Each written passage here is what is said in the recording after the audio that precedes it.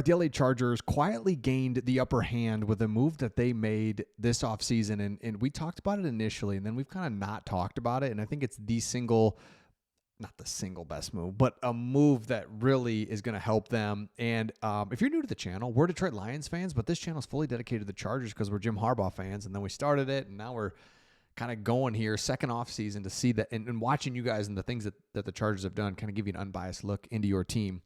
Let me know in the comments, how long have you been a Chargers fan? 10 years, 2 years, 50 years? Let me know in the comments, and it's fun to look at those as people comment on. There's Charger fans all over the country, all over the world, really, and you've been Chargers fans for a long time. Okay, let me show you this. Here it is. You got Rocket Sanders, okay? And here's what's interesting about this. Here's an Eagles guy. This was back on April 20th. An Eagles insider reporter is like, hey, listen, I'm hearing that Rocket Sanders had a virtual meeting with the Eagles. Had some injuries last year, but he was almost 5 yards per carry, 6 foot, 217 pounds, ran a 540, I want to say. Let me go back right here. He ran a 4.4640.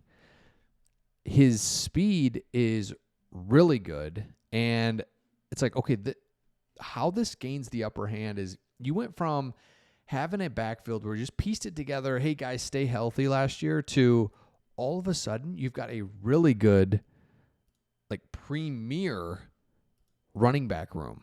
So listen to this. Here's what Jim Harbaugh had to say about him. He said that Rocket Sanders, I know him well. He's got great tape, and Jim Harbaugh specifically called him out in rookie minicamp, and he was the only guy that wasn't specifically drafted. He's an undrafted free agent that was held out of those special team drills, held out of those drills where they're trying to figure out can you make the team, basically. It's like, yeah, Rocket's gonna 100%. PFF labeled them a undrafted free agent to watch. They did citing his elite shiftiness, catching ability. He ranked in the 100th percentile for forced missed tackles and 72nd for yards after contact per rush.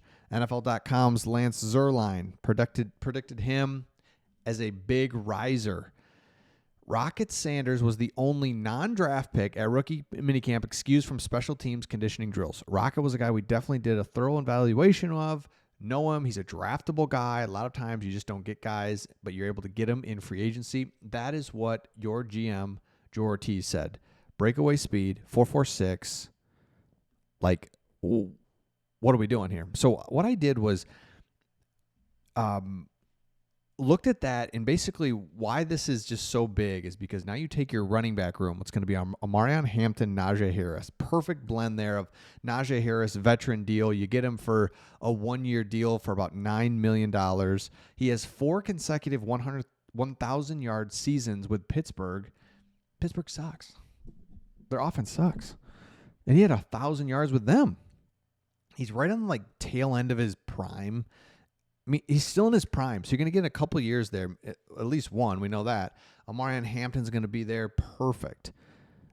Then Rocket Sanders can fill that out, that third running back spot. That's exactly what you're looking for. So if you compare Rocket Sanders to Omarion Hampton in their college careers, I just thought this would be interesting. Just their college careers. Sanders had 3,100 rushing yards. Omarion Hampton had 3,500. They both averaged about 5.5 yards per carry. Rocket Sanders had 28 rush TDs. Omarion Hampton 36. They both had mid-70s in catches. Both around 700 yards in receiving yards. One guy had 5 reception TDs. The other guy had 4. They're not that different. Omarion Hampton had more rush TDs. 100%. He's a good player, healthy. He was drafted where he should have been. I don't think that's the story. I think the story is more Rocket Sanders was taken whoa, how did you fall, basically, to a situation where you're undrafted Like, let's go. Like, what the heck? So, bottom line is Sanders is a high-impact runner known for his explosiveness, single burst, and offering big play upside. Hampton brings consistent volume, scoring, multidimensional, a true all-purpose back. He can do everything for you inside the offense. So 100% Amari Hampton, love it. Love where you took him. All that's good. Nothing hurt. But Rocket Sanders rounds out your offense. Mike Williams, free agent, perfect. X-receiver, great. Quentin Johnston, maybe you get it figured out, maybe you don't. We don't even care anymore because we got Trey Harris coming up behind you. We've got Ladd McConkey, Darius Davis. We've talked about Brendan Rice. Receivers, finally got some weapons there. Boom. Offensive line, we've talked about that a million times. We could talk about it over and over. Just got to see it. Put the pads on, see where we're at. Should be better. Mekhi Becton's going to change that right side. Rashawn Slater, Bozeman, like what do we got here? Zion Johnson, like we need to know about this left guard center situation. Put the pads on and see where we're at. Don't know. Tight end, got a couple veteran guys that are going to be steady Eddie, ceilings low, but Oronde Gadsden, oh my goodness, that's probably the biggest raving. That's probably the most intense raving we've heard is about this guy. Coaches, players, media. About that tight end. Stud QB, got to have it. And then here we go right here. Najee Harris, Amari Hampton. I'm a big Hassan Haskins fan. Michigan, what's up? But you need that third running back because these are the two guys. Let's not kid ourselves. But what's that third running back? Got to have it. I mean, the Lions have two stud running backs. And then they've got this third guy that if one of those guys gets injured, he just kind of jumps right into the rotation. It's like, need you. We can't just run with one guy anymore. We just don't do that in the NFL. So that rounds that out. Defensively, man, we've looked at the defense a million different ways, and I just want to say this. Doesn't make sense how good that the defense was last year. And it doesn't make sense that they should be any good this year, but they will be. Jesse Minter, incredible coach. Jim Harbaugh, they just settle things down. I don't understand it because – especially if you're a Michigan fan, you fully know this. Michigan had Don Brown as their defensive coordinator before we brought in the Ravens, Mike McDonald, Jesse Minter, Jim Harbaugh defense.